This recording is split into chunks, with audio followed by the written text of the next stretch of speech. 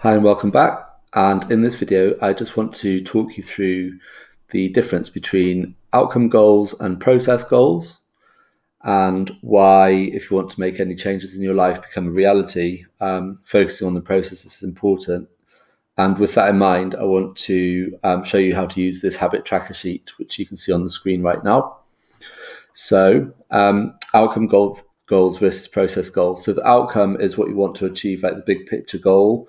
It could be in any area of your life, but within health and fitness, most of my clients have got a weight loss goal. So it might be to lose XYZ number of kilos over the next 12 weeks. So that would be the outcome goal. And here's the thing: if you focus on the outcome, that's not going to result in any change. You can't affect the outcome.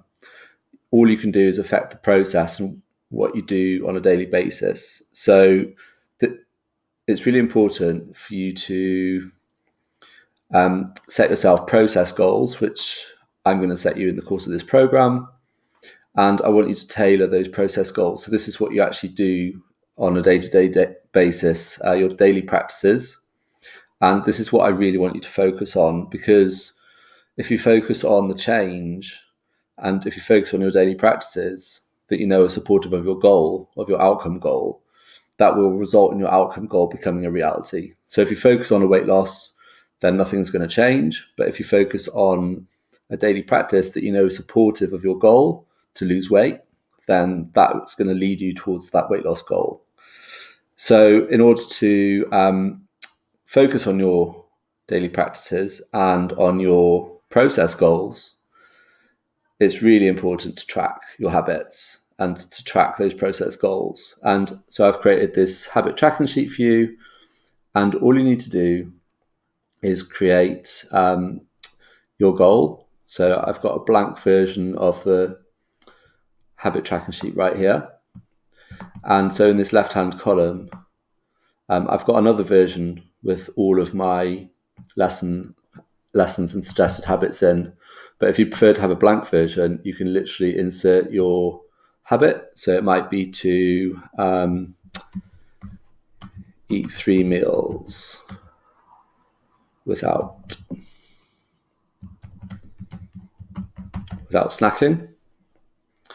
That's a really common and popular habit that many people enjoy.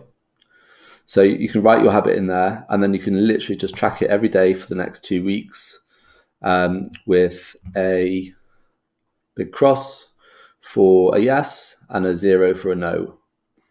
And over the course of the next 14 days, if you're managing to do this habit consistently, if you've got 13 or 14 out of 14 days with yeses, you're doing all right, and it's probably time to add the next habit. If this is challenging you and you're getting a lot of zeros on over the next few days, then it's probably the habit is too challenging for you, and so you could scale it right back a little bit. Scale it back. So it might be a 4th meal after exercise, or it might be that you want to actually literally have your habit as eating 4 meals and not snacks. Or it might be even further back, scaled further back than that, and it might be like multiple meals per day. So I'm just talking about this particular habit, but whatever your habit that you are working on, whatever habit you choose, it's really important that you make outcome-based decisions. So if you're not achieving it, scale it right back until you're much more confident, and then you get a string of X's. And once you're really happy with your habit and you're 9 or 10 out of 10 confident, then you can scale it up to your ultimate goal. So in this case, it would be to eat 3 meals per day without snacks. So that is how to track your habits. And as I said at the start of this video, tracking is the difference between achieving your goal and not, because if you focus on the goal, if you focus on the outcome goal, that's not going to result in any change. But if you focus on what you do on a day-to-day basis and you check in every day, hold yourself accountable with a yes or a no, then that is focusing like a laser beam onto your process goal, and that is going to bridge the gap between what you think you're doing, and often there's a discrepancy between what we think we're doing and what we're actually doing in the real world. So it's going to either highlight to you that you're doing everything you say you're supposed to be doing, or it's going to highlight to you that there's a big gap between what you think you're doing and what you're actually doing. So this habit tracking sheet is very simple, but it's very powerful as well. And I've got two versions of it. You can either save a copy of this version that's in front of you, and you'll see it in the resource section of the members area. So you can save your own copy, and then you can edit it as you go, or you can print it off and just write on it in pencil or pen. A lot of people prefer to write and have it with them on their person, and maybe pin it somewhere obvious that you see it every day, like it might be with a magnet on the front of your fridge or on your desk at work or anywhere that you're going to see it, and it's going to remind you to track your habit.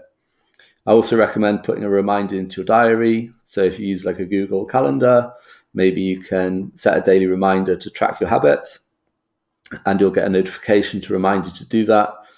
And just commit to tracking it every day. Make that a habit.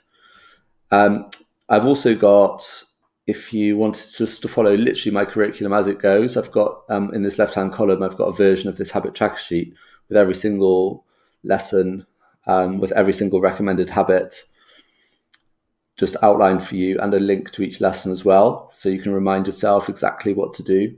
But just be mindful that if I have got a recommendation, for example, one of them is to go for a meals and not snacks approach to your eating, and to try and get 3 meals per day without snacks. If you're not confident to do that, take some time just to scale your habit back so that you become confident, and think of the habit on a continuum. So it doesn't have to be the perfect. You don't have to start perfect. You can just start like one step closer to where you want to be getting to.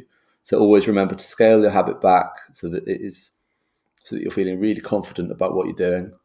And then just track it daily, and just remember to enjoy the process and focus on the process, knowing that it's going to lead you to your goal.